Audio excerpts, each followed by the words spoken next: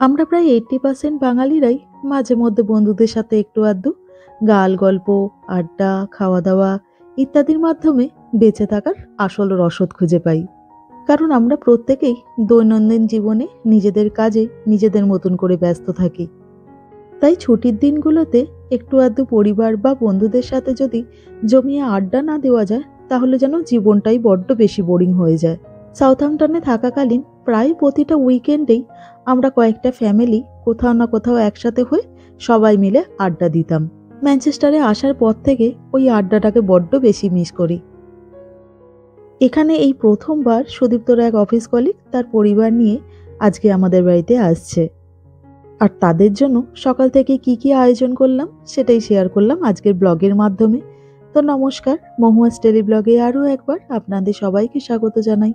আশা করি আপনারা সবাই ভালো আছেন। আপনারা হয়তো এখন ভাবছেন যে আমি চা খেতে খেতে আবার কি লিখছি। আরে সেরকম কিছুই নয়। ওই যেহেতু আজকে লোকজন আসবে, তো তাই বাজার থেকে কি কি জিনিসপত্র আনতে হবে তো সেটার একটা লিস্ট বানাচ্ছি। সুদীপ তো কালকে দোকান থেকে মাংসটা কিনে এনেছিল, কিন্তু বাদবাকি আর জিনিসপত্রগুলো আনা হয়নি। তো সেই সবেরই এখন লিস্ট বানাচ্ছি। এখানে তো আবার জানেন, রবিবার মানেই 11টার পরে দোকানপাট খুলবে। তাই দোকানে যাওয়ার আগে মাংসটাকে ম্যারিনেট করে রেখে দিচ্ছি। তো মাংস তো আমার ধোয়া হয়ে গেছে। আর এই বাটিটার মধ্যে পেঁয়াজ বাটা, আদা রসুন বাটা, লঙ্কা গুঁড়ো, হলুদ গুঁড়ো, টক দই আর একটুখানি বেশি করে সর্ষের তেল দিয়ে একটা পেস্ট বানিয়ে নিচ্ছি। যেহেতু আজকে বাড়িতে লোকজন আসছে আর মাংস যাতে কম না পড়ে, তো সেই জন্য সুদীপ্ত প্রায় 25 পিসের মতন চিকেন ড্রামস্টিক কিনে এনেছে। আর মাংস যেহেতু অনেকটা বেশি, তাই একটুখানি বেশি করেই মশলাপাতি নিলাম।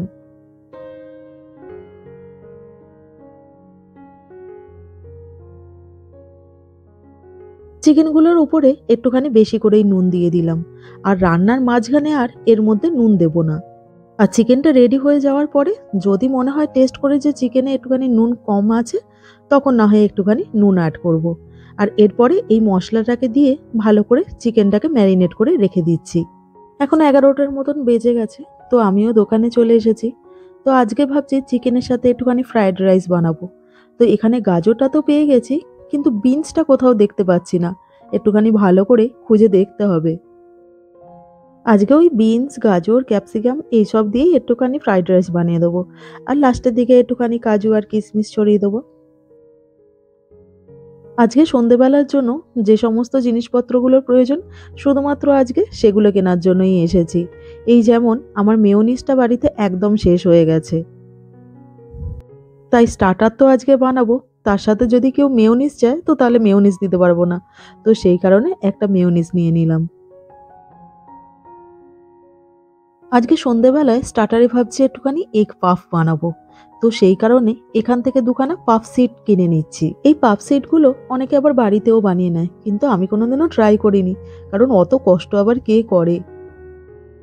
আর এগুলো দিয়ে চিকেন বা এগ পাফ দারুণ সুন্দর হয়। তো তাই জন্য দুখানা প্যাকেট নিয়ে নিলাম।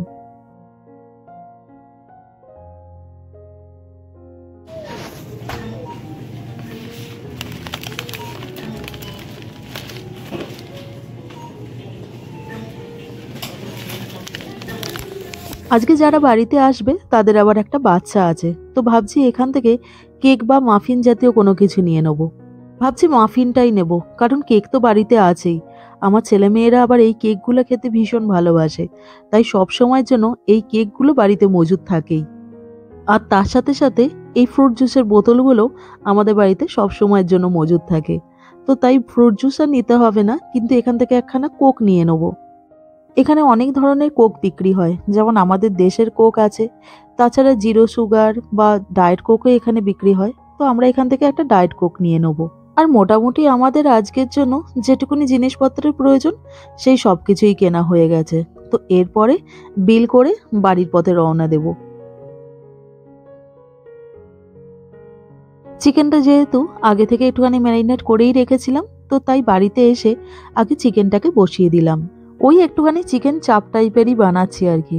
ওই প্রথমে ম্যারিনেট করে রেখে দিয়েছিলাম, তারপরে এক একটা করে সবকটা চিকেনকে ভেজে নিচ্ছি। আর তারপরে মশলাটা দিয়ে ভালোভাবে একটুখানি নেড়ে চেড়ে নেব।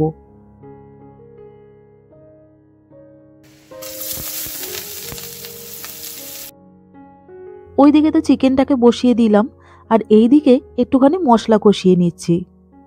ওই যেহেতু এগ পাফ বানাবো, তো সেই জন্য একটুখানি মশলা কষাচ্ছি। তো প্রথমে পেঁয়াজটাকে ভেজে তারপরে টমেটোটা দিয়ে দিলাম, একটু সামান্য নেড়ে ছেড়ে নিয়ে এর মধ্যে আগে আমি নুনটাকে দিয়ে দিলাম। তার কারণ নুনটা দিয়ে দিলে টমেটো আর পেঁয়াজ দুটোই বেশ নরম হয়ে যাবে। আর এরপরে এর মধ্যে সামান্য একটুখানি আদা রসুনের পেস্ট দিচ্ছি। এটাকে একটুখানি নেড়ে চেড়ে নিয়ে তারপরে চাপা দিয়ে দিয়েছিলাম। নুনটা ছিল বলে তো তাই জন্য মশলাটা বেশ ভালোভাবে কষানো হয়ে গিয়েছিল। আর লাস্টে এর মধ্যে একটুখানি লঙ্কার গুঁড়ো আর একটুখানি ধনেপাতা কুচি দিয়ে দিয়েছিলাম। আর এটাকে জাস্ট একটুখানি নেড়ে চেড়ে নিয়ে তারপরে এর মধ্যে একটু সামান্য একেবারে জল দিয়েছিলাম। একেবারেই বেশি জল দিইনি, তার কারণ এই মশলাটা পুরোপুরি শুকনো শুকনো থাকবে।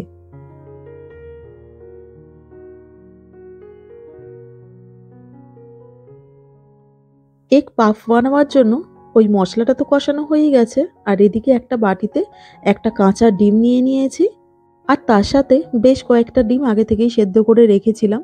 তো সেগুলোর খোসা ছাড়িয়ে এখন আধখানা করে কেটে নিয়েছি। আর এই যে পাফ সিটটা নিয়ে নিয়েছি।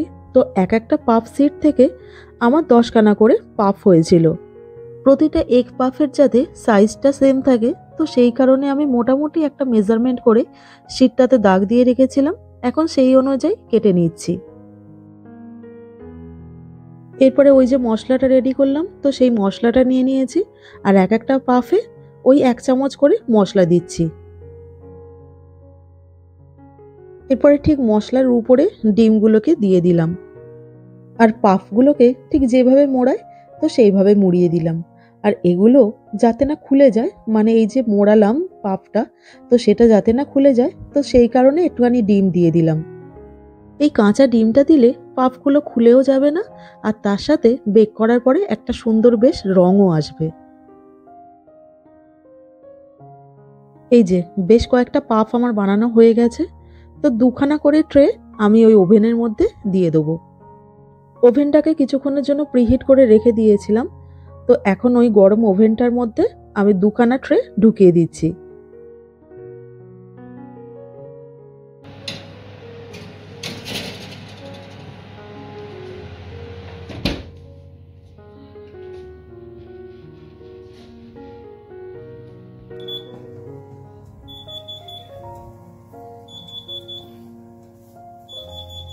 কিছুক্ষণ ধরে ওভেনের মধ্যে পাফগুলোকে আমি রেখে দিয়েছিলাম, আর দেখুন পাফগুলো একদম রেডি হয়ে গেছে।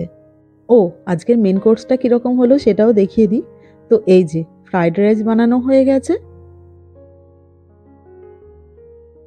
আর এটার মধ্যে আছে চিকেন।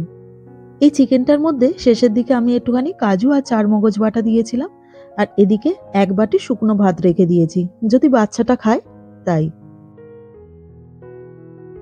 আর এগুলোর সাথে একটুখানি ফিশ ফ্রাই বানাবো বলে তো তাই ফিশ ফ্রাইগুলোকে রেডি করে রেখে দিয়েছি। এখানে কি লিখেছি? If it's raining Oscar doesn't cycle home after school. এই একটা কথা বলছি বলছি যে 8টা তো বেজে গেল। হ্যাঁ বলো। 8টা তো বেজে গেল, তো ওদেরকে ফোন টোন করেছিলে নাকি? ফোন করেছিলাম, ওই ছেলেটা ছোট তো, ওকে খাইয়েটাই নেই, ও এখনো বাইরের খাবার দাবার কোনো কিছু খায় না, ওকে খাইয়ে নিয়ে আসছে। কিন্তু এত স্টার্টার ফাটার করলাম 8টায় খেয়ে, তারপরে আর এমনি খাবার দাবার খেতে পারবে? আমাদেরই খেতে হবে হয়তো, কারণ বাচ্চাটাকে খাইয়ে বললো আসছে। আর বলছি যে এই টি টেবিলটাকে এই মাঝখানে দিয়ে দেবো নাকি? না না, টি টেবিল যা পাশে আছে থাক, তোমার ছেলের মতো ওর ছেলেও খুব দুষ্টু, খুব দুরন্ত, ওখানে থাক, কোথায় লেগে টেগে যাবে তার থেকে এখানে মাঝখানে একটা স্পেস আছে, ওর এখানে খেলাধুলো করে, ওর টি টেবিল ওখানে পাশে থাক, দরকার নেই। আচ্ছা, আর মামামের কি পড়া হয়ে গেছে নাকি মামা? না, এগুলো দেখছে একটুখানি, একটা কালেকশন করছে। ও আচ্ছা, এটা আফটার হবে। সত্যি আমার ছেলে এতটাই দুষ্টু না, ওর জন্য সমস্ত কিছু জিনিসপত্র সরিয়ে সরিয়ে রাখতে হয়। এই যেরকম বেডের সামনে কি সুন্দর সুন্দর সব পেন্টিং ছিল, কিন্তু দুটো বেডরুম থেকেই ওই সব পেন্টিংগুলোকে সরিয়ে দিতে হয়েছে।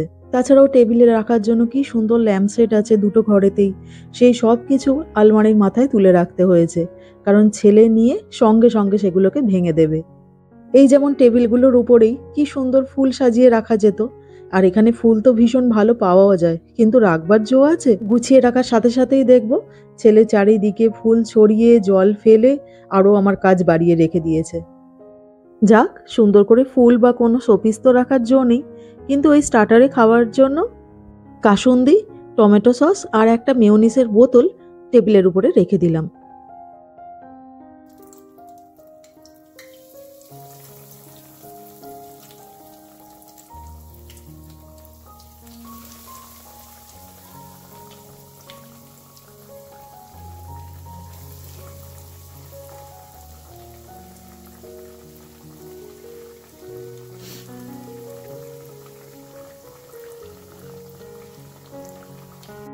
আজকে যারা আমাদের বাড়িতে আসছে তারা একদম আমাদের বাড়ির কাছেই থাকে, ওই আমাদের ফ্ল্যাট থেকে 2টো ফ্ল্যাট পরেই। আর ওরা এখন ফোন করে বলল যে এই সবে বের হচ্ছে, তো তাই মোটামুটি 5 মিনিটের মধ্যে আমাদের বাড়িতে চলেই আসবে। আর সেই জন্য এখন ফিশ ফ্রাইগুলো ভাজতে শুরু করে দিলাম। আজকে স্টার্টারে এগ পাফের সাথে ভেবেছিলাম অন্য আর একটা কোনো কিছু বানাবো। এই ফিশ ফ্রাইটা কিন্তু বানাবার কথা ছিল না, কিন্তু সুদীপ্তর মুখেই শুনলাম আজকে যিনি আসছেন উনি আবার ফিশ ফ্রাই খেতে ভীষণ ভালোবাসেন। তো সেই কারণেই সুদীপ্ত কালকে মাংস কিনে আনার সময় একটুখানি পাশ মাছও কিনে এনেছিল, তো ওইটা দিয়েই আজকের ফিশ ফ্রাইটা বানাচ্ছি। আর এই যে আপনাদের সাথে কথা বলতে বলতে মোটামুটি সবকটা ফিশ ফ্রাই আমার বানানো হয়ে গেছে। আর আজকে যে অতিথিরা আসবেন তো তাদের জন্য মোটামুটি সব আয়োজনই সম্পূর্ণ হয়ে গেছে, তাই আজকের ভিডিওটাও এখানেই শেষ করলাম। তো আমার আজকের এই ভিডিওটা আপনাদের কেমন লাগলো অবশ্যই কমেন্ট করে জানাবেন, আর পারলে চ্যানেলটাকে সাবস্ক্রাইব করে দেবেন। তো সবাই ভালো থাকবেন, সবাই সুস্থ থাকবেন। খুব শিগগিরই দেখা হবে আরও একটা নতুন ব্লগে। নমস্কার।